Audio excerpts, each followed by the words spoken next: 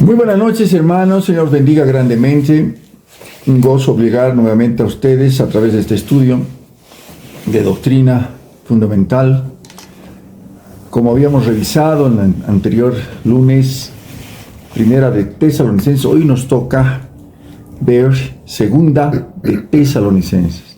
Son cartas del apóstol Pablo, que definitivamente una característica que tienen de las cartas del apóstol, la que más enfatiza en palabra profética. Realmente le tenía un aprecio muy especial a los tesalonicenses del apóstol, porque les escribe en su primera carta, donde está registrado, y lo hemos visto el anterior lunes, simplemente repasando, encontramos el rapto, el arrebatamiento. Primera Tesalonicenses 4:13 al 18, ahí veamos en extenso cómo el apóstol, inspirado por el Espíritu Santo, nos registra la promesa del Señor acerca del arrebatamiento. La esperanza bendita de todo cristiano nacido y lavado en la sangre preciosa de Cristo. Vamos a orar, amados. El Señor, Padre amado, bendito Dios, esta noche, Señor amado, entregamos este estudio delante tuyo, Padre Santo. Ayúdanos a discernir, a profundizar, a amar tu palabra como lo dice, Señor, y como nos mandas. Ayúdanos, Padre Santo, a tener esta esperanza bendita de tu venida, Señor. Que todos los días podamos anhelar tu venida, Señor.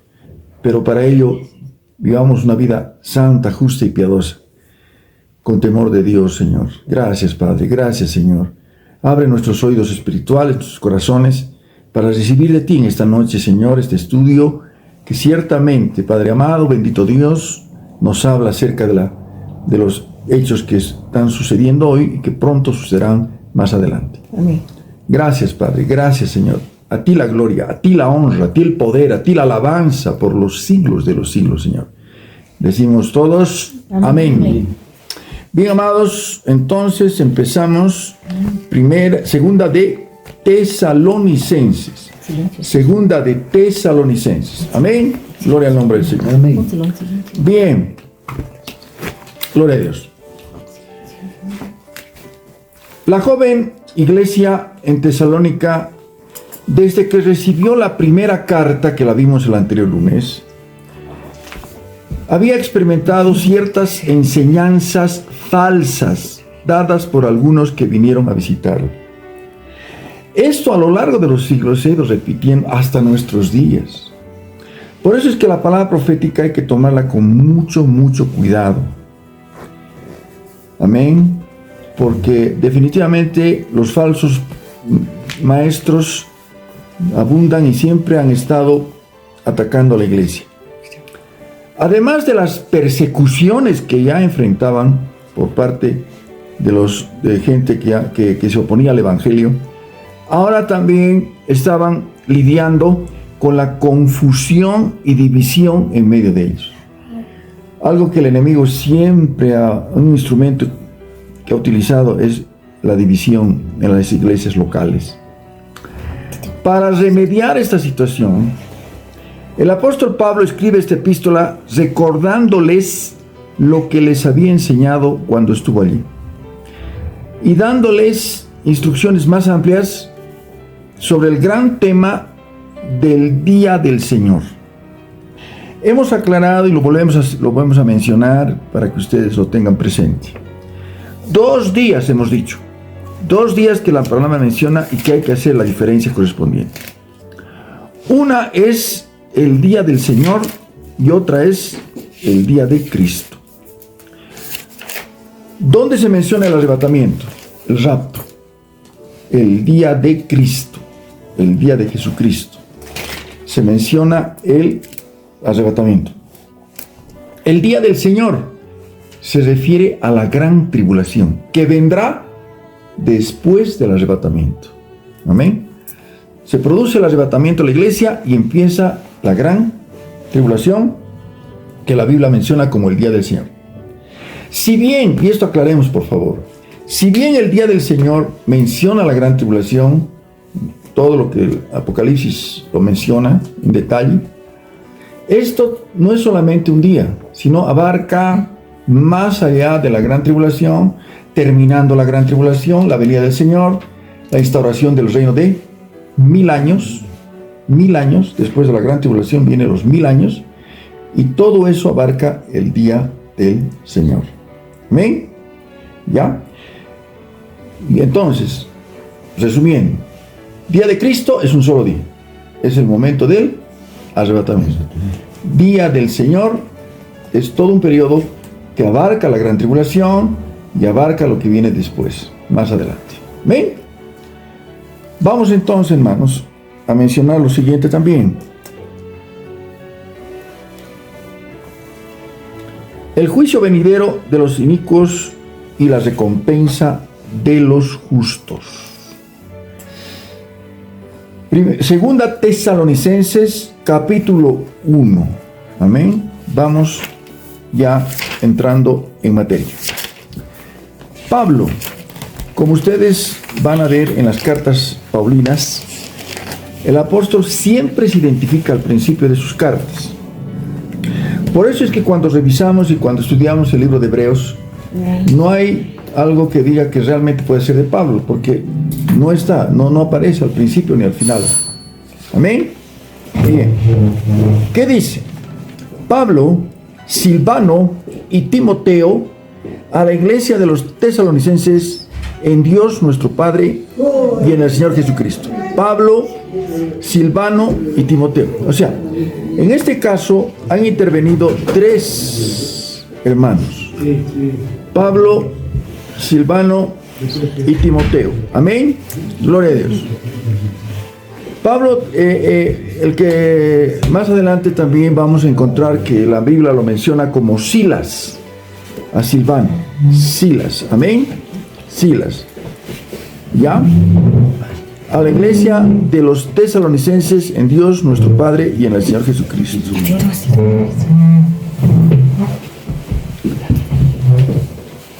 Amén. Vamos al versículo que sigue. Versículo 2. Gracia y paz a vosotros de Dios nuestro Padre y del Señor Jesucristo. En los saludos que hace el apóstol Pablo, siempre menciona primero gracia. Gracia y paz. Siempre van a ver ustedes en sus cartas, sus saludos, gracia y paz. ¿Por qué? No por nada es conocido el apóstol como el apóstol de la gracia. El apóstol de la gracia en el sentido de que por su gracia somos, vivimos, estamos y nos movemos. Amén. Por la gracia del Rey, que es el favor inmerecido de cada uno de nosotros. Amén. Por cada uno de nosotros ese favor que el Señor ha tenido de poder salvarnos y sustentarnos, y nos sustenta y nos ayuda todos los días. Por su gracia, por su amor, por su misericordia.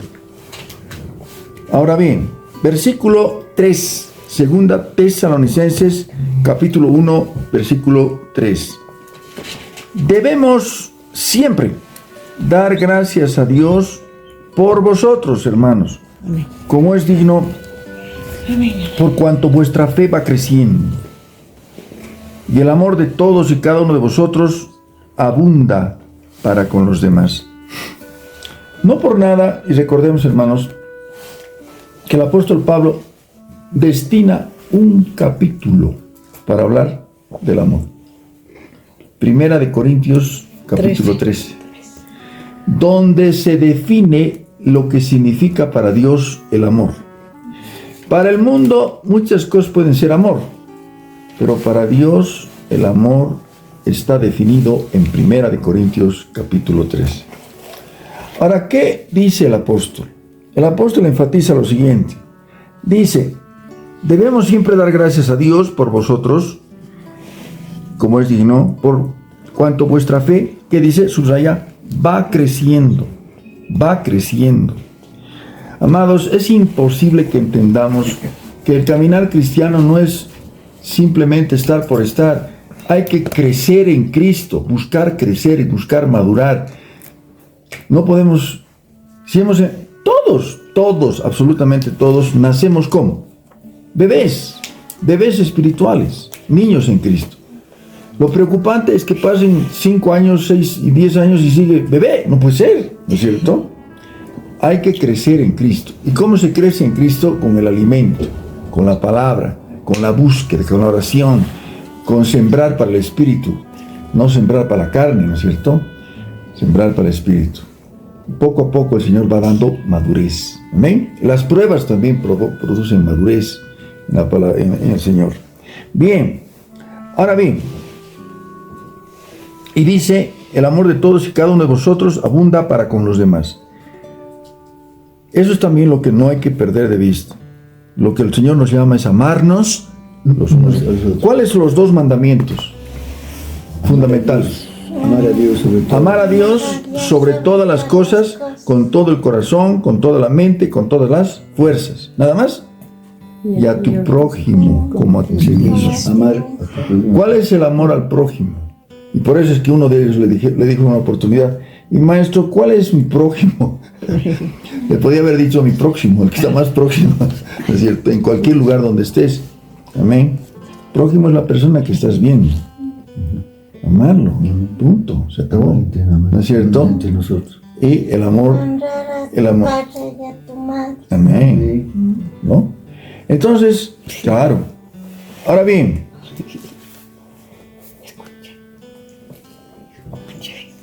por eso dice, cada uno de vosotros abunda para con los demás.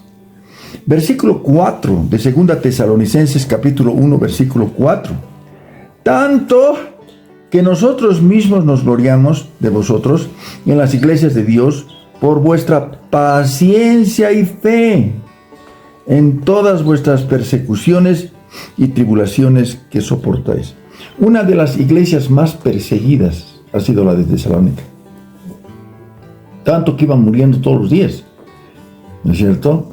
Y entonces sobreviene esa promesa que les dice que su saludo sea entre ellos, Maranatha, ¿no es cierto? El Señor viene. Amén. ¿Cuál es nuestra esperanza al final?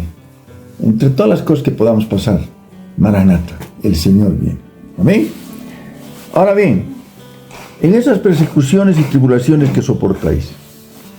Versículo 5. Esto es demostración, subraya, justo juicio de Dios, para que seáis tenidos por dignos del reino de Dios, por el cual asimismo padecéis. ¿No? Es bien importante entender esto. En el mundo muchas veces, en un secular, se habla del Señor como buenito, cariñosito, de Jesucito, Diosito, y entre otras cosas, permisivo, que permite todo. No. Aquí lo que estamos viendo que Dios es amor, sí, inmenso amor, grande es el amor de Dios, pero también es santo, 3 veces santo. En Él no hay una micra de pecado y es justo, pero su justicia, a diferencia de la justicia humana, es un justo juicio de Dios. Y lo que va a sobrevenir es un justo juicio de Dios. Nunca nadie podrá decir, ningún ser que haya habitado en el planeta Tierra podrá decir para nada que no tuvo oportunidad. El Señor, porque Él no es injusto para nada. Él tiene formas para revelarse a todos. Y eso lo encontramos incluso en la carta a los Romanos, en capítulo 1, para ver que el Señor tiene formas de manifestarse a todos. Amén. Pero hay un día que el justo juicio de Dios. El justo juicio de Dios. Tremendo. Dice, sean tenidos por dignos del reino de Dios, por el cual asimismo padecéis. A los tesalonicenses no les interesaban los padecimientos.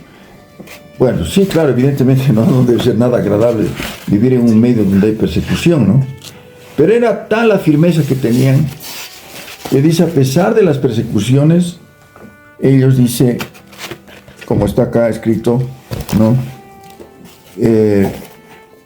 En todas, vamos a leer nuevamente el versículo 4, tanto que nosotros mismos gloriamos de vosotros en las iglesias de Dios, por vuestra paciencia y fe, en todas vuestras persecuciones y tribulaciones que soportáis. El cristiano, el Señor prometió al cristiano que su vida sería un lecho de rosas, una belleza. O sea, todo. ¿Eso dijo el Señor? No. Todo color de rosas. Todo color de rosa, como dice. ¿Sí? No. ¿Por qué entonces predica ahora? No, el hijo del rey. Tú eres hijo del rey, no tienes por qué tener situaciones difíciles, tu vida es puro triunfo. Es una predicación terrible, ¿no es cierto? Porque eso, gente que confiesa a Jesucristo y recibe ese tipo de enseñanza, se conflictúa porque no pasa eso. Resulta que le habían dicho que con Cristo todo iba a estar bien, toda una belleza, iba a estar rico, va a estar bien, todos sus problemas solucionados, todo. Ese es un evangelio light, es un evangelio barato, no es un evangelio de Cristo para empezar. El Señor Jesús dijo: al mundo tendréis aflicción, pero confiad, yo he vencido al mundo. Y si tú permaneces en mí, tú también vencerás. Amén. Estos tesalonicenses eran un ejemplo, que a pesar de las tribulaciones, a pesar de las persecuciones, ellos se mantenían firmes y eran dignos del reino, porque realmente eran mujeres y hombres de valor, ¿no? Amén. Amén. Entonces, vemos más adelante lo siguiente. Beto. Versículo 6. Porque es justo delante de Dios pagar con tribulación a los que os atribulan, y a vosotros que sois atribulados, daros reposo con nosotros. ¿Cuándo? Especialmente cuando se manifieste el Señor Jesús desde el cielo con los ángeles de su poder. ¿A qué se está refiriendo? ¿Cuál es nuestra promesa? Pese a las dificultades que puedan estar pasando, y solo el Señor sabe, hermanos, familias en este tiempo, hermanos y hermanas, aferrarse al Señor con paciencia, con fe, buscarlo. Y ahí tenemos por delante la esperanza bendita, la esperanza gloriosa de su venida. Amén. Porque irse con Él es lo máximo que puede existir. La mayor recompensa para toda persona es una eternidad con Cristo. Y la mayor maldición es una eternidad sin Cristo. Entonces, dice, cuando se manifieste el Señor Jesús desde el cielo con los ángeles de su poder. Subraya esa partecita. Con los ángeles de su poder. ¿A qué se está refiriendo? Con aquellos ángeles que habían sido probados, que habían sido, no habían participado en el engaño de Lucero. Lucero, que después de Satanás, se convirtió en Satanás, adversario, engañó a la tercera parte de los ángeles y se los llevó consigo. Fueron probados esos ángeles y fueron engañados y fueron llevados con él. Y ahora son los demonios que constituye el reino del mal, el reino de Satanás, compuesto por ángeles caídos, ¿no? Ahora bien, estos ángeles son los ya aprobados y los que ya definitivamente están escogidos y fieles. Amén. Los ángeles de su poder. ¿Con quién vendrá el Señor? Además de los santos que han muerto en Cristo, porque se tocará la trompeta, dicen, ¿no es cierto? ¿Quién tocará la trompeta? El arcángel, ¿no es cierto? Tocará la trompeta, porque se tocará la trompeta. Ahora bien, dice, cuando se manifieste el Señor Jesús desde el cielo con los ángeles de su poder. Ahora bien, versículo 8.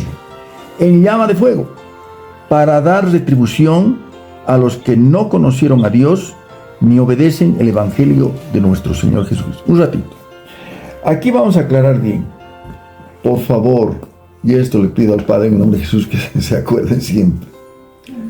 No vamos a confundir. Una cosa es el rapto, el arrebatamiento, y otra cosa es la segunda venida. Algunos le llaman segunda venida, no. Evidentemente el Señor viene, pero no toca tierra cuando viene en el rapto. Nos espera en el aire. Los muertos en Cristo resucitarán primero, luego nosotros que vivimos recibiremos al Señor en el aire. Ese es el rapto. Solo su iglesia lo verá. Después de la gran tribulación, el Señor viene con sus santos, viene con todos nosotros. Y en esa final de la gran tribulación, en su segunda venida, la primera hace 2000 años, la segunda venida viene y toca con sus pies el monte de los olivos en Jerusalén. Instaura el reino de 1000 años. Amén. Ahora bien, en esa segunda venida todo ojo lo verá. En el rapto solo su iglesia lo veremos. Para el mundo va a ser un misterio. Por eso van a hacer una serie de conjeturas. Van a decir que las naves espaciales, los ovnis, no sé qué. Es el Señor que viene a recoger a su iglesia. Amén. La segunda venida es cuando todo ojo lo verá. Y para eso vamos a ir un ratito a Apocalipsis, por favor. Apocalipsis. Por eso a veces hay esa confusión, los hermanos. Y aclaremos bien. El rapto no viene a ser la segunda venida, sino el rapto es la venida del Señor, pero por su iglesia. Después de la gran tribulación viene la segunda venida. Esta segunda venida está mencionada en Apocalipsis capítulo 1.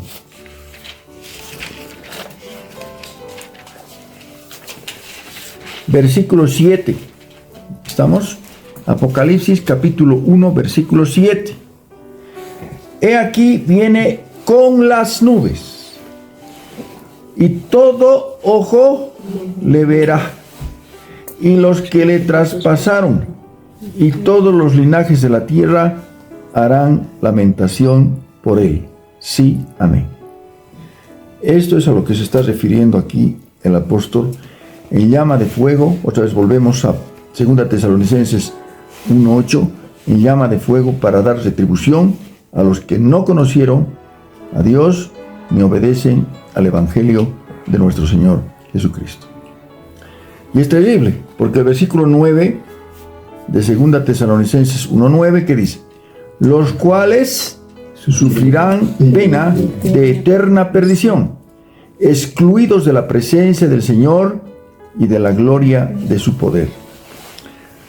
Algo que quisiera que también lo mediten con frecuencia es lo siguiente: la mayor bendición para todo ser humano es partir con Cristo, porque no existe mayor deleite que la presencia de Dios. El hombre secular busca ganancias, busca poder, busca una serie de cosas para encontrar en eso su deleite, ¿no es cierto? En la honra, en la fama, en esto, en el otro. Pero todo eso es temporal, es pasajero, pasa.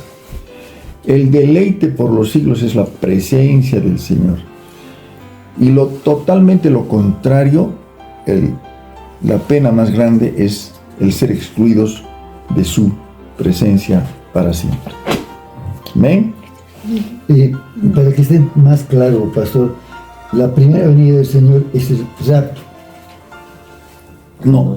El rapto solamente es rapto. Arrebatamiento es cuando el Señor viene por su iglesia. El rapto lo verá solamente la iglesia y nos reuniremos con él, con el aire. En el aire. Solo la iglesia lo verá. Ahora, la segunda venida, después de la gran tribulación. Después de los no 7 tiene años. nombre. Pero no segunda venida. nombre. La segunda venida. Segunda venida. La segunda venida de Cristo. La primera venida de Cristo hace 2000 años. La segunda venida de Cristo después del arrebatamiento, después de la gran tribulación, porque ahí sí, a diferencia del rapto, todo ojo lo verá. Amén. Todo ojo lo verá. Y pondrá, además, en el rapto, Él está en el aire. En la segunda venida, pone sus pies sobre el monte de los olivos. Y es ya para instaurar su reino de mil años. Amén. Bien. Ahora bien, versículo 10, capítulo 1, versículo 10. Cuando venga en aquel día para ser glorificado en sus santos y ser admirado en todos los que creyeron, por cuanto nuestro testimonio ha sido creído entre vosotros. Pregunta rápida: ¿cómo fue la primera venida del Señor? Mesías sufriente. Mesías sufriente. Es más, cuando entró montado en pollino de asna, ¿qué dijo la profecía? Ahí viene tu rey montado en un pollino de asna, humilde.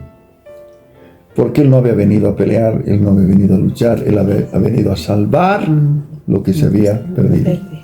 a morir por nosotros, Mesías sufriente. Eso es el tropiezo para los judíos fue ese. Ellos esperaban un Mesías triunfante. Ellos esperaban un Mesías victorioso, que los libre de la bota romana. Porque los romanos estaban por ese tiempo controlando Israel. Les imponían impuestos. Entonces, ellos querían eso. Por eso incluso habían grupos guerrilleros, como, ¿no es cierto? Uno de esos, por ejemplo, es increíble, entre los 12 discípulos había un ex guerrillero, ¿saben ustedes? Llamado Simón. Pedro, no, Simón el Celote. Los celotes era un grupo violento que pensaban que con la violencia era la forma para sacarlos a los romanos. Pero era terrible, ¿no? Porque el Señor no había venido a eso, había venido a salvar lo que se había perdido. Entonces, por eso es que lo desconocieron. A lo suyo vino y los suyos no lo recibieron. Es más, lo vieron como un siervo, lo vieron como alguien que nada que ver, ¿no? Entonces, pero él había venido a cumplir la primera parte, la primera venida del Mesías. Por eso, siempre vas a ver los dos, Cordero, León. La primera vez, como Cordero. Como Cordero fue llevado al matadero. El corderito que lo llevaban al matadero, ¿acaso reclamaba? Simplemente ya moría como él. ¿No es cierto? Ahí viene el punto. La primera es como Cordero. Primera venida. La segunda venida va a ser como León, de la tribu de Judá. Amén. Amén. Gloria a Dios. Amén. León, de la tribu de Judá. Primera venida, como Cordero. Como Cordero. El Mesías sufriente. La segunda venida, con justicia juzga y pelea lo que no fue en la primera venida. Amén. Bien.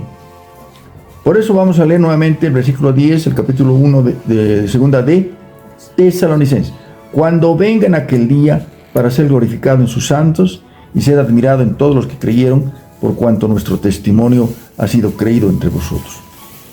Versículo 11.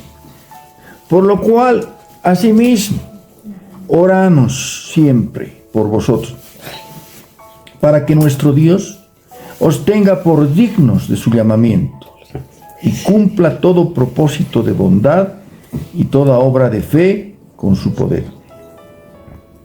Amén. Todo propósito de bondad y toda obra de fe con su poder. Versículo 12.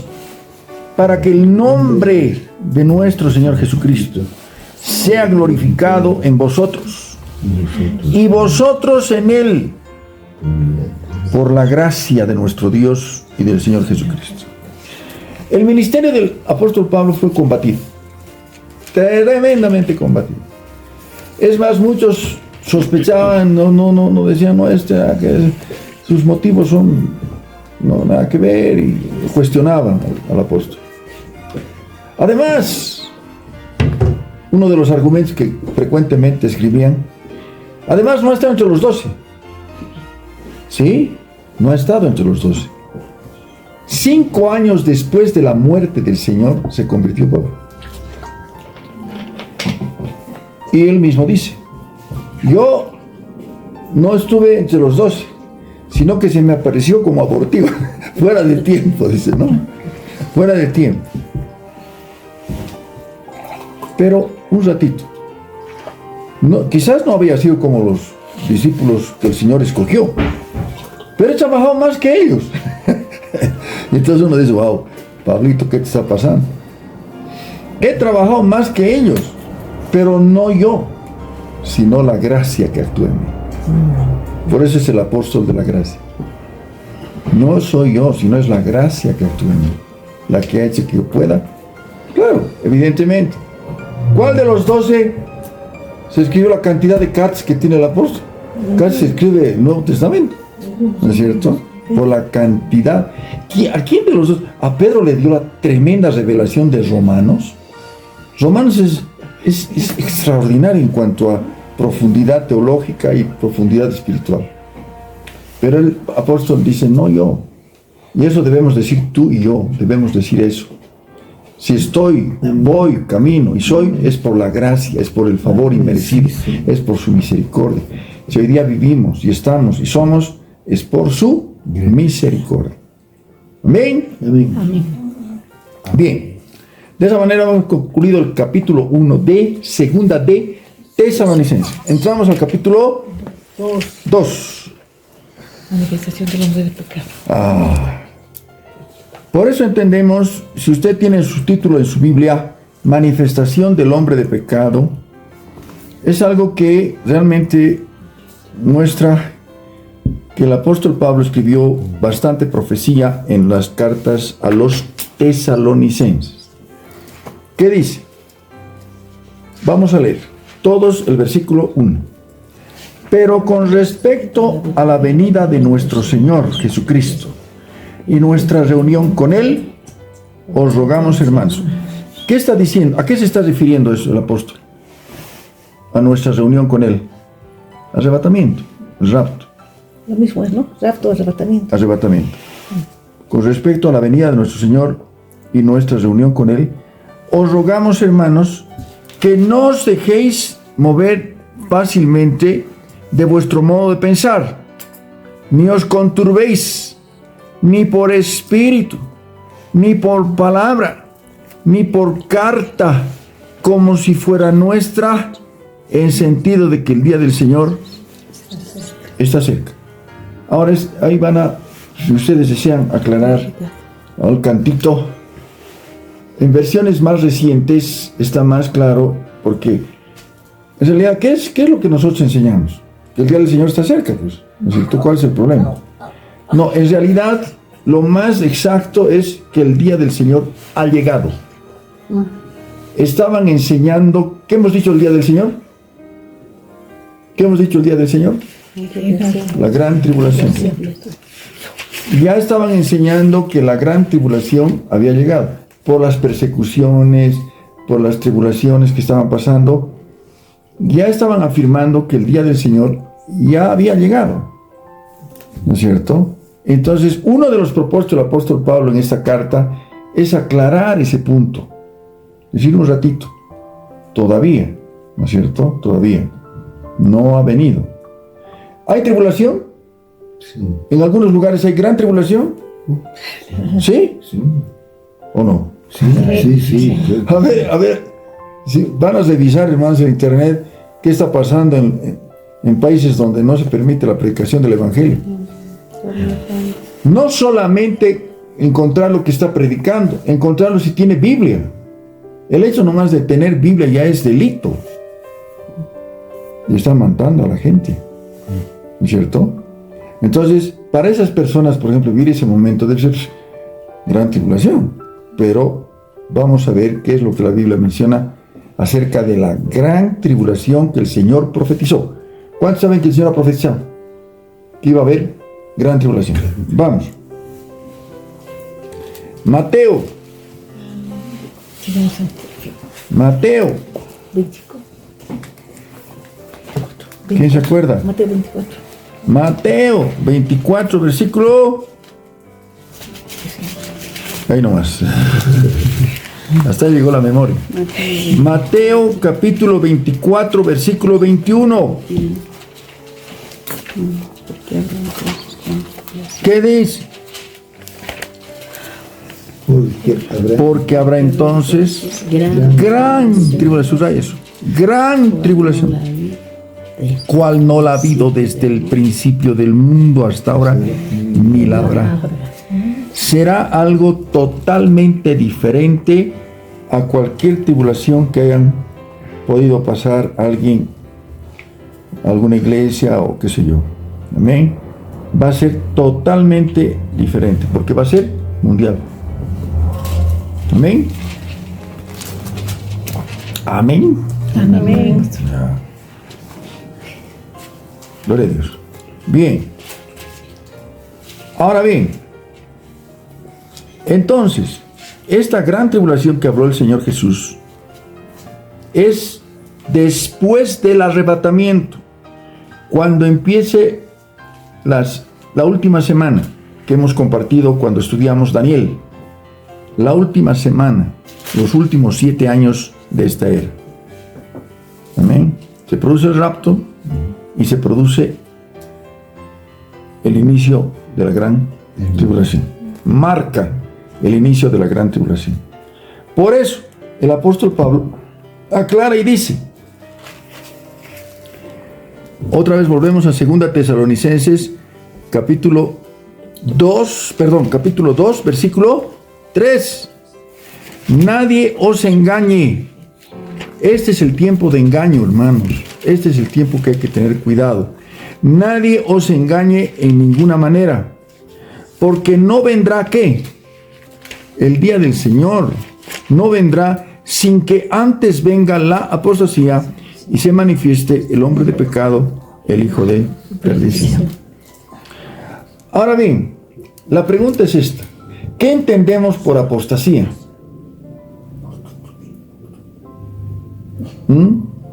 ¿Qué es apostasía? Alejamiento de la verdad. Alejamiento de la verdad. Hacerle decir a la Biblia lo que no dice. Es apostatar. Alejamiento de la verdad. Amén. Estamos viviendo días de apostasía, pues, ¿o no? Sí. Estamos viviendo tiempos de apostasía. Ahora bien,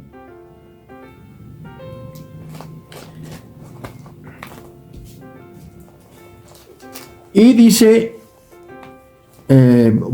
vamos a leer qué es lo que está diciendo. Nadie se engaña de ninguna manera, porque no vendrá sin que antes venga la apostasía y se manifieste el hombre de pecado, el hijo de perdición. ¿Quién es ese hombre de pecado y ese hijo de perdición? El anticristo. Previamente aparece, y es interesante lo que estamos viendo hoy. Oye, qué increíble, cómo realmente ha aparecido hay que tener cuidado. Se está enseñando en los medios, ya está el anticristo, ya apareció en el Medio Oriente, no sé en cuántos, no sé cuántos es eso. Krusner, ¿no? Que es el que está ahí, que ya está. Cuidado, no pongamos cosas muy a la ligera. En un determinado momento se le dijo a otro personaje que era el anticristo, Bill Gates, que Bill Gates es el anticristo y no pasó nada y cayeron en vergüenza. Señales. ¿Qué es lo que estamos viviendo? Señales. Que son personajes que aparecen y de pronto hablan de paz y seguridad. Ya son como que, ¿no? Pero el cumplimiento mismo debemos ir y remitirnos a lo que está escrito. Porque la palabra profética es la antorcha que alumbra en lugar oscuro. Es la palabra más segura, en la cual hacemos en estar bien, en estar atentos. Amén. Para evitar los engaños. Para evitar los engaños. Otro diestro que también había fijado ya para no sé qué fecha, el arrebatamiento. Han vendido propiedades, no se han sabido de los asuntos. Terrible. La gente que no lee. Mi pueblo perece porque le faltó conocimiento, ¿no es cierto? Entonces hay que estar apercibidos, hay que afirmarse en la roca, en Cristo, en la palabra. Ahora bien, ¿quién es el hombre de pecado? Primero va a aparecer evidente. Primero aparecerá ese personaje político mundial que va a empezar a dar soluciones. Eso lo hemos estudiado en Apocalipsis. Va a dar soluciones extraordinarias, ¿no es cierto? De hacerlos sentar a los palestinos con los judíos, de hacerles que se den la mano. Entonces, realmente es un tipo, el engaño de Satanás es extraordinario, el poder de convencimiento. Entonces, ese hombre de pecado va a empezar a dar señales tremendas, ¿no es cierto?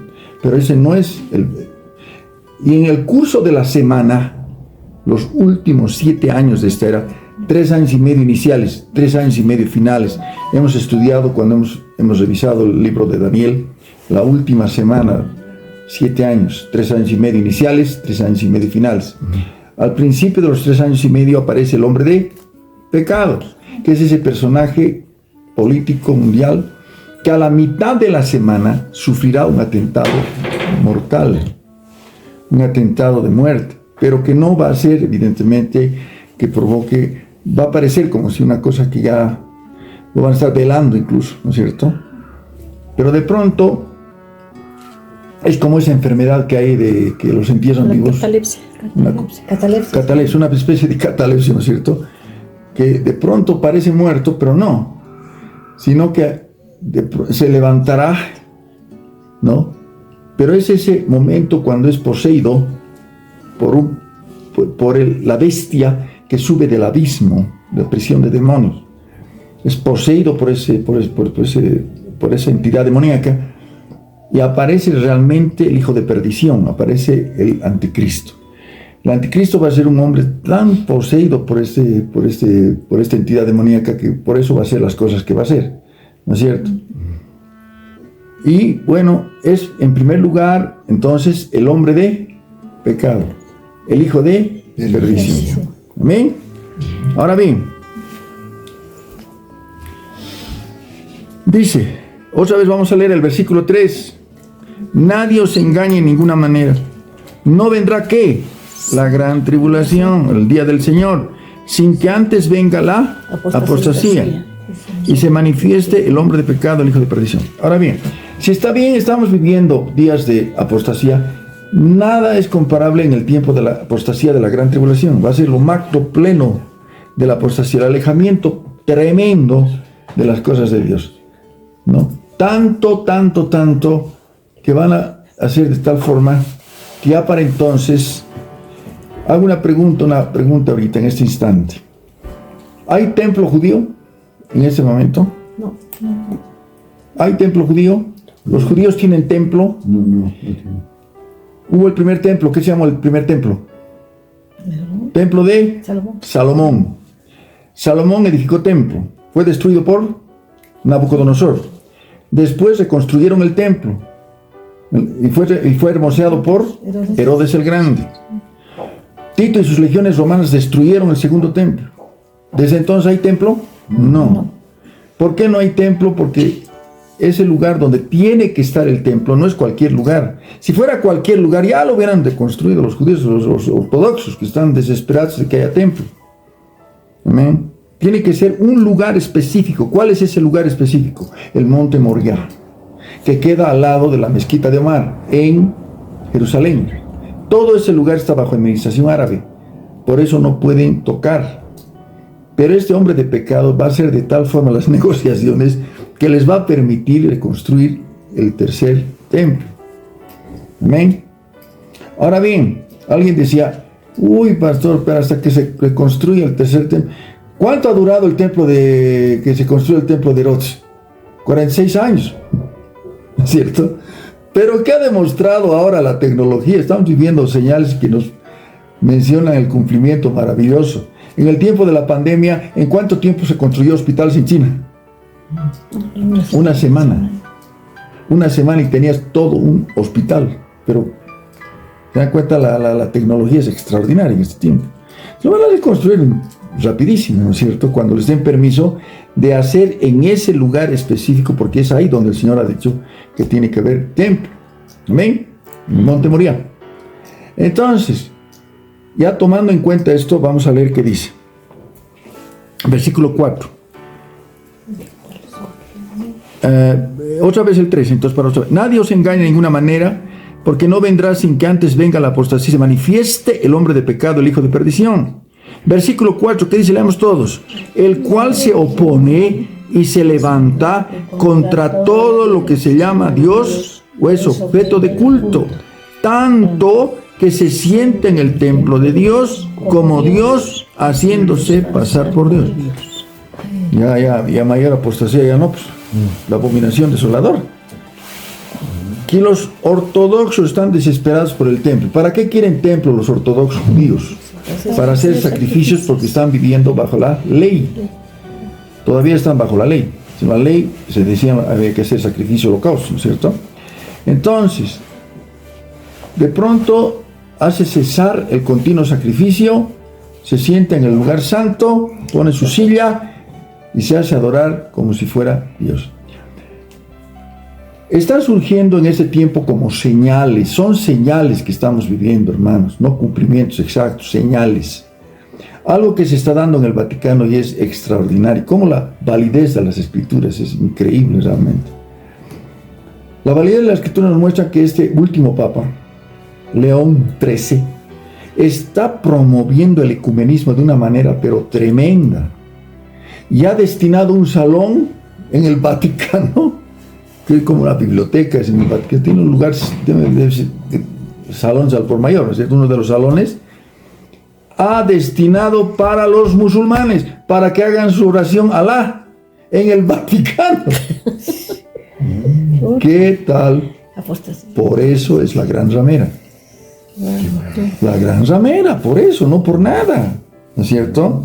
Entonces está promoviendo el ecumenismo, el movimiento ecuménico. ¿Qué enseña el movimiento ecuménico? Que todos los caminos conducen a Dios, no importa su nombre. Crees en lo que creas, si crees bien, si tienes una fe genuina, eso es, entonces ya no hay problema. Hay caminos que al hombre le parecen derechos, pero su fin es muerte. No todos los caminos conducen. Habrá ese dicho que dice: los caminos conducen a Roma, ¿no? Pero no todos conducen a Dios. Amén. Amén. Y la verdad, hermanos, que estamos viviendo señales muy fuertes que hay que aferrarse. Por ejemplo, esto mismo de que estaba mencionando de Kushner, que aparecen personas así, o ya también formas que se están mostrando acerca de cómo posiblemente sea la marca. Pero no enseñemos categóricamente que, por ejemplo, el chip sea ya la marca de la bestia. ¿Por qué? Hasta podemos pecar de ignorancia, hermano querido, ¿no es cierto? ¿No? ¿Por qué? Porque el chip es señales que está mostrando, está avanzando la tecnología. Pero en un determinado momento, me acuerdo, miren ustedes cómo se puede caer en vergüenza. Había denominaciones que a rajatabla enseñaban que la marca de la bestia era el asunto, es el código de barras. El código de barras que ahora es tan común. Y de pronto alguien encontró en una Biblia, en la tapa, el reverso de la Biblia, el código de barras. ¡Ah! Le han puesto marca a la Biblia, ¿no es cierto? No, absurdo. O ya también que empezaron con la vacuna del famoso COVID, que era la marca. Sí.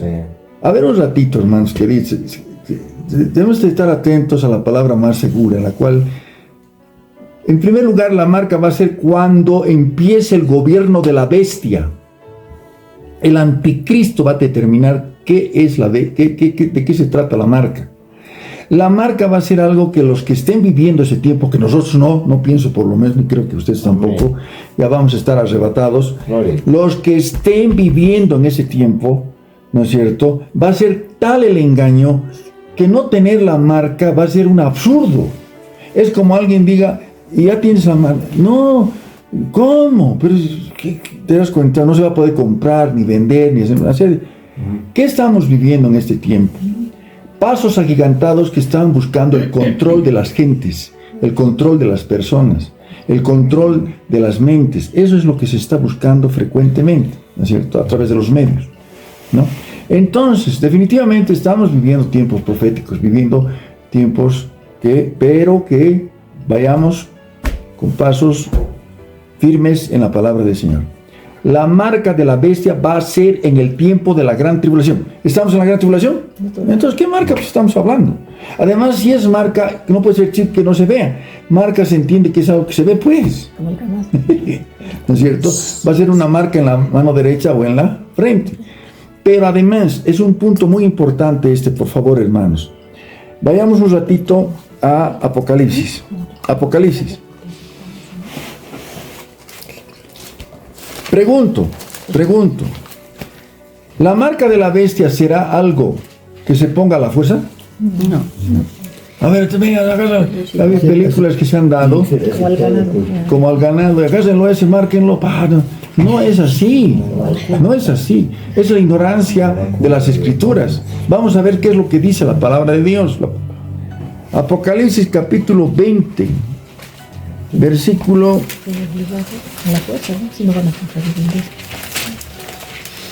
Versículo 4, vamos a leer todos. 24.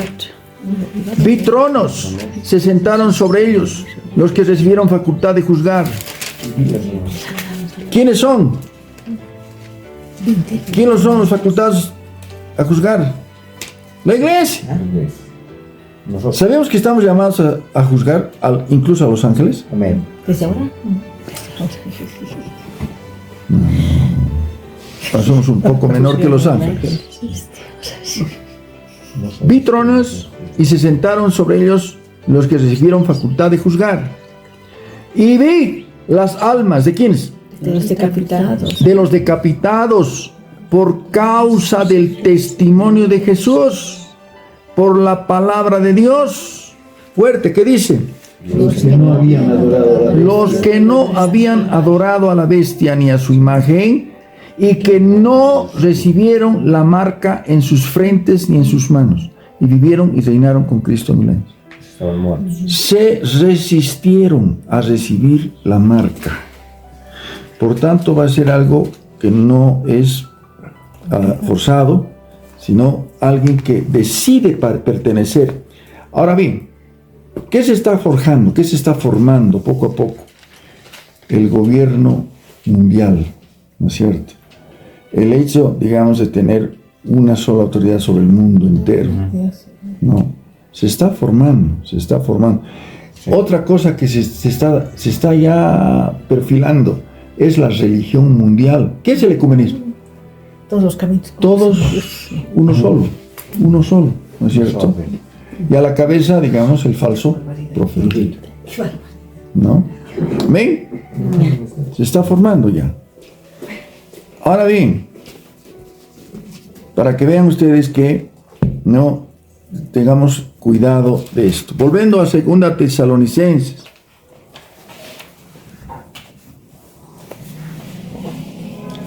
Dice, hablando del anticristo, el cual se opone y se levanta contra todo lo que se llama Dios y es objeto de culto, tanto que se sienta en el templo de Dios como Dios, haciéndose pasar por Dios. El reino de la bestia va a ser adoración a la bestia. Versículo 5. ¿No os acordáis que cuando yo estaba todavía con vosotros os decía esto? Ahora vosotros sabéis, subraya, lo que lo detiene a fin de que a su debido tiempo se manifieste. ¿Por qué no aparece todavía el anticristo? Porque la iglesia está y el poder del Espíritu Santo, y lo podemos reprender en el nombre de Jesús y se acabó el asunto, ¿no es cierto? A su debido tiempo el tiempo, además, no es en su tiempo, es en el tiempo del Señor. Cuando el Señor diga que se manifieste, se va a manifestar. Amén. Amén. Pero en este momento hay un detalle. Versículo 7, leamos todos. Porque ya está en acción, ¿qué? El misterio de la iniquidad. Solo que hay quien al presente lo detiene hasta que él a su vez sea quitado de medio. Está hablando de dos aspectos muy importantes. Uno, el misterio de la iniquidad. Dos, aquel que a su vez se ha quitado. ¿Quién? ¿Qué impide que se manifieste el anticristo? El Espíritu Santo que opera en la iglesia. La verdadera iglesia del Señor siempre es con el Espíritu Santo. La iglesia y el Espíritu dicen ven. No se puede hablar de iglesia del Señor Jesucristo verdadera sin el Espíritu Santo. En el poder del Espíritu Santo nos hemos convertido, ¿o no? En el poder del Espíritu Santo vamos a ser arrebatados. En el poder del Espíritu Santo hay sanidades, liberaciones, etcétera, etcétera. La iglesia se mueve en el poder del Espíritu Santo. Mientras el Espíritu Santo esté con la iglesia, no se puede manifestar el anticristo. Pero cuando se ha quitado, llevada a la iglesia por el Espíritu Santo, no es que el Espíritu Santo se va a ir. El Espíritu Santo no está en todas partes, siempre es omnipresente. En el ministerio, en el servicio que hace a la iglesia, en ese sentido, es que el Espíritu Santo se lleva a la iglesia. Pero él sigue estando en todas partes, porque es omnipresente, es parte de la divinidad. ¿Amén? Amén. ¿Ya? ¿Se entiende esta parte, no? Sí, sí. Entonces, cuando dice misterio de la iniquidad, ¿qué entendemos por misterio de la iniquidad? Esto, por ejemplo, ha sido motivo también de bastante situación de varios hermanos que decían, ¿qué se trata el misterio de la iniquidad? ¿Qué es? Para que lo entendamos facilito. Espíritu del anticristo. El Espíritu, ¿qué hace que nosotros, quién está preparando el camino del Señor para su venida? El Espíritu Santo. ¿Quién está preparando el camino del anticristo para su venida? El espíritu del anticristo. El espíritu del anticristo está operando ya desde hace rato. ¿Qué hace el espíritu del anticristo? Se opone. ¿Qué provoca? Que cuando uno le hable a alguien, el espíritu del anticristo está operando ahí para que rechace el evangelio. Rechace el evangelio. Es el espíritu del mundo que se opone a Cristo. ¿Amén? Entonces, la Biblia, la palabra de Dios, menciona aspectos también muy importantes, ¿no es cierto?, para ser considerados. ¿Amén? Amén. Ahora bien, vamos por favor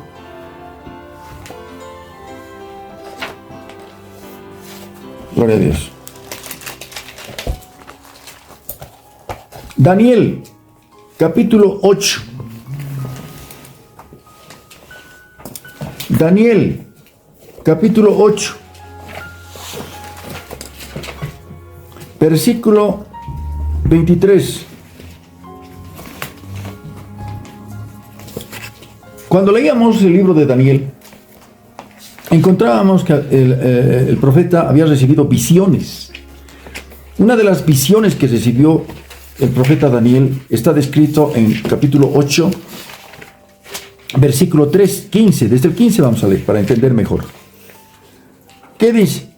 Y aconteció Que mientras yo, Daniel, consideraba la visión y procuraba comprenderla, he aquí se puso delante de mí uno con apariencia de hombre. Y oí una voz de hombre entre las riberas del Ulai que gritó y dijo: Gabriel, enseña a este la visión. Versículo 17, 8:17, Daniel. Vino luego cerca de donde yo estaba, y con su venida me asombré y me postré sobre mi rostro. Pero él me dijo: entiende, hijo de hombre, porque la visión es para, subraya, el tiempo del fin. Este tiempo que estamos viviendo, tiempo del fin, los postreros días. Mientras él hablaba conmigo, caí dormido en tierra sobre mi rostro, y él me tocó y me hizo estar en pie. Y dijo: he aquí yo te enseñaré lo que ha de venir al fin de la ira, porque esto es para el tiempo del fin. En cuanto al carnero que viste, que tenía 2 cuernos, estos son los reyes de Media y de Persia, el imperio Medo-Persia. La Biblia menciona varios imperios. El primero, Babilonia.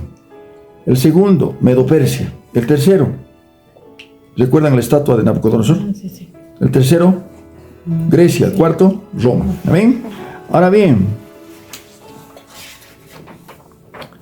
dice, en este caso está hablando de Medo-Persia. Pero dice el versículo 21, el macho cabrío es el rey de... ¿Quién era? ¿Quién era el que se fue un personaje tremendo, histórico? Alejandro el Grande. El macho cabrío, el rey de Grecia, y el cuerno grande que tenía entre sus ojos el rey primero. En cuanto el cuerno que fue quebrado y sucedieron 4 en su lugar, significa que 4 reinos se levantarán de esa nación, aunque no con la fuerza de él. Alejandro el Grande murió sin sucesores, y su reino se repartió entre sus 4 generales. Amén.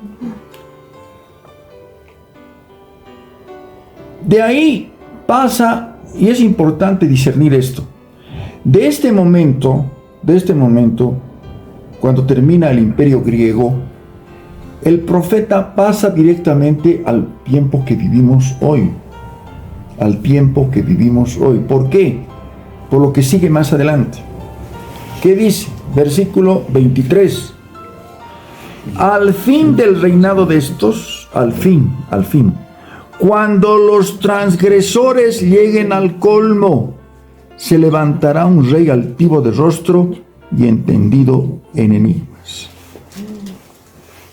¿Qué tal? Estamos viviendo tiempo en que los transgresores están llegando al colmo, ¿sí o no? Sí. O la maldad está nomás, más o menos. No. Pregunten lo que está pasando en el Perú, la inseguridad terrible, espantosa. Y en otros lugares, ni que se diga, ¿no es cierto? Sí. La maldad es cuando los transgresores lleguen al colmo. Ahí, y cuando el Señor diga, se levantará un rey altivo de rostro y entendido en enigmas. Y su poder se fortalecerá, su rey, mas no con fuerza propia. ¿Por qué dice no con fuerza propia? Porque el Satanás le dará su poder y su dominio. Causará grandes ruinas, prosperará y hará arbitrariamente y destruirá a los fuertes y al pueblo de los santos. Nos dice que en la gran tribulación, en el reino de la bestia, la persecución va a ser terrible. Con su sagacidad hará prosperar el engaño en su mano. Y en su corazón se engrandecerá y sin aviso destruirá a muchos. Se levantará ¿contra quién? Contra el príncipe, mayúscula, de los príncipes. ¿Quién es? Cristo. Jesucristo. Pero será quebrantado, aunque no por mano humana. ¿Por qué dice no por mano humana? Por mano divina. Pues, Por mano divina. Dice que Él matará con el resplandor de su venida. Amén. Y la visión. Amén. Ahora dice la visión de las tardes y mañanas, etc. ¿no? Pero ahí está, hermanos queridos, cuando los transgresores lleguen al colmo. O sea, pues, Cuando los transgresores lleguen al colmo. ¿Ya estamos? ¿Llegando al colmo? ¿O no todavía? Estamos por ahícito. Por ahí sí. Entendido en enigmas. Un hombre sabio. Un hombre sabio. Que será admirado. Por eso dará soluciones increíbles. Por ejemplo, para muchos es un enigma la solución a muchos problemas. No están encontrando, pero es entendido en enigmas. Además, relacionado con con las artes ocultas de la adivinación, cuestiones por el estilo, ¿no es cierto? ¿No? Pero son poderes ocultos, del ocultismo, ¿no? del enemigo. Que era un hombre muy entendido y por eso mismo va a ser admirado. ¿No es cierto? Amén. Tal vez muy actual en lo que es la tecnología. También, excelente. ¿No? sí, sí. Hay muchas cosas que son realmente increíbles, ¿no? Inteligencia artificial. Inteligencia artificial, Eso es holograma. entendido en hologramas, entendido en enigmas, ¿no es cierto? ¿No? Ese es lo que estábamos viendo el otro día. Te mandé hay un material. Bueno, es lo que está viendo hoy, ¿no? El avance de la ciencia y la tecnología a grandes pasos. Pasos agigantados se están dando al respecto en enigmas, ¿no? Ahora bien, pero es importante saber que entre las señales del tiempo, Mateo capítulo 24, ustedes saben que a partir del versículo 3 adelante hay señales. Otra vez insisto en esto, hermanos. Lo que hay son señales. Me mandan con alguna frecuencia, me dicen, pastor, ya está la marca de la bestia, pastor, ya está el anticristo, pastor, ya... Son señales, el espíritu del anticristo, del engaño, está operando. De pronto se ha escuchado decir que hay unos sonidos en Jerusalén como trompetas, y que el cielo, y que y no sé qué cuestiones. Son engaños del enemigo. El enemigo utiliza mucho engaño, amén. Pero es importante discernir a la luz de la palabra profética. Ahora bien, ¿qué dice entre las señales de Mateo capítulo 24? Señales antes del fin. Amén. Hablando de guerras, rumores de guerras y todo eso. A partir del versículo 3, 24:3 por adelante. Vamos a irnos directamente a un versículo que dice, versículo 12, ¿podemos leer todos? Versículo 12, por haberse, no sumado, por haberse ¿qué? Multiplicado la maldad, el amor de muchos se enfriará. Ahora bien, cuando dice el amor de muchos, ¿de cuáles muchos se está refiriendo? ¿De los inconversos? Esos siempre están fríos. No.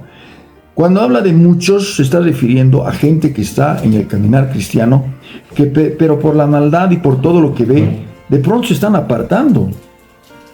El amor de muchos se enfriará y eso es terrible. Está hablando de nosotros. De la iglesia. Por eso dice, aquel que se crea firme, afírmese, ¿no? mire que no caiga. Amén. Aquel que se crea firme, mire que no ve. Por eso dice más adelante, versículo 13, leemos todos. El que persevere hasta el fin, este será salvo. Hasta el fin, diga. Hasta el fin. Otra enseñanza que de un tiempo a esta parte, ya has confesado a Jesucristo como Señor, ya listo, punto, vive tu vida como quieres. El que persevere hasta el fin, santifíquese más, ¿no es cierto? Amén. Ahora bien, vamos a otra señal de este tiempo que estamos viviendo, otra señal, son señales. Lucas, capítulo 17, versículo 24. Lucas 17, 24. ¿Qué dice? Porque como el relámpago que al fulgurar resplandece desde un extremo del cielo hasta el otro, así también será el Hijo del Hombre en su día. ¿El relámpago se lo ve? No. No. Sí, pues se lo ve. ¿No se lo ve? Sí. Se lo ve. ¿Qué significa eso? Segunda venida. Todo ojo lo verá como el relámpago. Pero primero es necesario que padezca mucho y sea desechado por esta generación. Ahora bien, una característica del tiempo que estamos viviendo, como la palabra del Señor es más actual que el diario de mañana. Versículo 26 que dice, 17, 26. Como fue en los días de Noé, así también será en los días del Hijo del Hombre. Comían, bebían, se casaban, se daban en casamiento, hasta el día que entró Noé en el arca, vino el diluvio y los destruyó a todos. Asimismo como sucedió en los días de Lot. Estamos viviendo tiempos de homosexualismo, LTGB. Es legal. Asimismo como sucedió en los días de Lot. Comían, bebían, compraban, vendían, plantaban, edificaban. Mas el día en que Lot salió de Sodoma, llovió del cielo fuego y azufre y los destruyó a todos. Versículo 29. Amén. 17, 29. Lucas 17, 29. Como en los días de Noé, como en los días de... Ahora bien, alguien me decía, pero pastor, ¿acaso es malo? Comían, bebían, mientras no sea gula, mientras no sea borrachera, ¿no? Comían, bebían, porque son necesidades naturales, ¿no es cierto? Pero hay que comer para vivir, no vivir para comer, ¿no es cierto? No, ¿a qué se está refiriendo el Señor cuando dice comían, bebían? Son las actividades seculares normales, pero están afanadas en todo, menos en lo más importante. Comamos y bebamos porque mañana nos vamos a morir. Listo, ¿no es cierto? Viviendo en cosas que puede ser que sean, ¿no? Bueno, pero que si solamente vives para eso, qué triste. Puesta la mirada en las cosas pasajeras, en las temporales, no las eternas. Comían, bebían, y los días del Lot, ¿no? Que definitivamente nos dice la palabra en un pasaje: afligía su alma justa viendo la nefanda conducta de los malvados. Ah, caray, afligía su alma. ¿Y qué estaba haciendo Lot ahí? ¿Qué cosa estaba haciendo un justo ahí en medio de... Se puso sus tiendas, acercó sus tiendas más cerca a Sodoma, y no se quedó ahí en las tiendas, sino se entró a Sodoma a vivir. ¿Y cuál fue el problema? Que su descendencia, sus hijas, fueron inmorales. ¿Está bien eso? Empezando la mujer. Porque más adelante, ¿qué dice la palabra? Más adelante, ¿qué dice? ¿Qué dice? Versículo 30, ¿qué dice? Así será el día en que el Hijo del Hombre se manifieste. En aquel día el que esté en la azotea y sus bienes en casa no descienda a tomarlos, y en su campo a sí mismo no vuelva atrás. Subraye, versículo 32, ¿qué dice? Fuerte. Acordaos 17. de la mujer de Lot. Una vez más. Acordaos de la mujer de Lot. Una vez más. Acordaos de la mujer ¿Por qué de Lot. dice acordaos de la mujer de Lot? ¿Qué pasó con la mujer de Lot? ¿Cuál es la figura espiritual en ese relato de la mujer de Lot? Salió los ángeles, rescataron a Lot, a sus hijas y a su mujer. Estaban rumbo y le pidió Lot a los ángeles que pueda llegar a ese pueblito pequeño, Suar, que significa pequeño. Y una vez llegando ahí, que bueno, desciende el juicio, ¿no? Espere el juicio. Estaba en eso, pero ¿cuál fue el mandato del ángel? Que no vuelva la mirada atrás. Que no vuelva la mirada atrás. ¿Qué hizo la mujer? Miró atrás y se volvió. ¿Cuál es la figura? ¿Cuál es el mensaje? Acordaos de la mujer de Lot. ¿Qué hay en tu corazón? ¿Qué apegos hay en tu corazón? ¿Qué apegos hay en tu Le corazón? dio pena de lo que estaba dejando. La casita, los bienes, mi casita. El que pone su mano en el arado y vuelve atrás no es digno de mí. No tengas apegos. Volvió la mirada atrás y se volvió en estatua de sal. Murió. Entonces, definitivamente, acordaos de la mujer de Lot. Puesto los ojos en quién? En Cristo Jesús, autor y consumador de la fe. A lo que podamos tener en esta tierra no es nuestro. Nada. ¿O es algo? Nada. ¿Y por qué es mi vida? Mi vida es. Nada es nuestro. Todo es del Señor. Y si somos, vivimos y estamos, es por su misericordia. Prestadito. Es más, cuando usted ve a una persona que está de paso, ¿qué le llama? Peregrino, extranjero. Esos somos. ¿Qué habían sido? Peregrinos y extranjeros, de paso. El Señor nos bendice con un hogar, nos bendice con una casa, con un departamento, con una camita para dormir, ropita para vestir, comida para comer, pero es de pasito. Un embajador de una ciudad, de un país, cuando está en este país, está en una embajada. Esa embajada representa al país de donde ha venido. Pero ese embajador está de paso, ¿o no? Sí, está de paso. Cualquier rato termina su gestión y vuelve a su país. Lo mismo somos embajadores del reino. Estamos de pasito. Qué triste es que el corazón, con los apegos, y eso menciona Apocalipsis con frecuencia. Cuando lea Apocalipsis nuevamente, haga el estudio nuevamente, del capítulo 1 al 22, digo por fe, revise. Frecuentemente hay una expresión que utiliza el apóstol Juan: moradores de la tierra. Moradores de la tierra. En el original significa los que aman lo terrenal. Que su mirada es lo terrenal. Nada más. Amén. Pero nosotros no tiene que ser así. Amén. Amén. Bueno.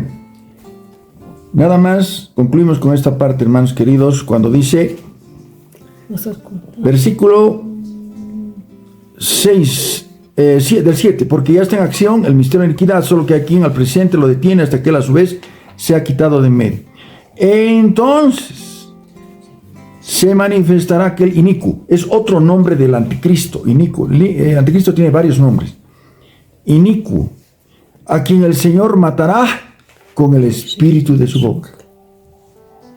Destruirá con el resplandor de su venida. ¿Cuándo será esto? ¿Cuándo creen ustedes que será eso? Que se registra la escritura. Al final de la gran tribulación, en lo que se llama la batalla de Armagedón. El anticristo, la cabeza de las naciones rebeldes, se enfrentará, pelearán contra el Cordero, y el Cordero los vencerá. Porque Él es Rey de Reyes y Señor de Señores. Amén. Inicuo, cuyo advenimiento es por obra de Satanás, con gran poder, señales y prodigios mentirosos, con todo engaño de iniquidad para los que se pierden, por cuanto no recibieron el amor de la verdad para ser salvos. ¿Cuál creen que es el amor de la verdad? Lo está leyendo ahorita. El amor de la verdad es la palabra. El amor de la verdad. Por amor el Señor ha dejado escrita su palabra, para que nosotros la escudriñemos. Amén. Para ser salvos. Por eso Dios les envía un poder engañoso para que crean la mentira, a fin de que sean condenados todos los que no creyeron a la verdad. ¿Cuántos hay que no quieren, a pesar de lo que se les habla, no quieren ser salvos? ¿Por qué? No creyeron a la verdad, sino que se complacieron en la injusticia. Se complacen en el engaño, se complacen en la maldad. Entonces viene el juicio. ¿Amén? Se complacieron. A pesar de que puedan recibir el amor, alguien les pueda compartir, pero prefieren complacerse en la maldad. Se complacieron en el engaño, en la injusticia. Amén. Y esto repito nuevamente esta noche: Dios es un Dios justo. Justo juicio de Dios. Ningún ser humano podrá decir jamás que fue condenado injustamente. Nunca, jamás. Dios es justo. ¿Cuántos dicen amén? Amén. Y Él sabe qué formas da a todos, qué oportunidades da a todos. Ahora, otra cosa es que esa persona lo rechace. ¿Amén? Amén. Vamos a quedar acá, hermanos, y vamos a darle gracias al Padre en el nombre de Jesús. Padre amado, bendito Dios, gracias te damos por este tiempo que has permitido que podamos escudriñar la segunda carta a los tesalonicenses con verdades tremendas y maravillosas que nos muestra tu palabra, Señor. Estamos viviendo tiempos postreros, tiempos finales, pero que debemos ser apercibidos de que son señales que nos anuncian, Señor,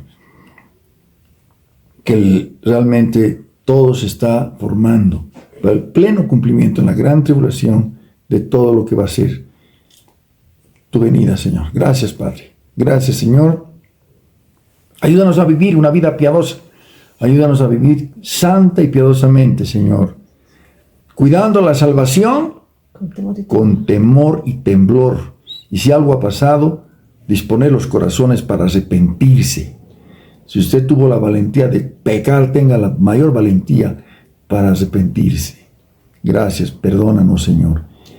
Examínanos, Señor, y conoce nuestro corazón. Ve si en nosotros hay camino de perversidad. Guíanos en camino eterno. Gracias, Padre. Gracias, Señor. En nombre de Jesús. Amén. Señor los bendiga grandemente. Amén.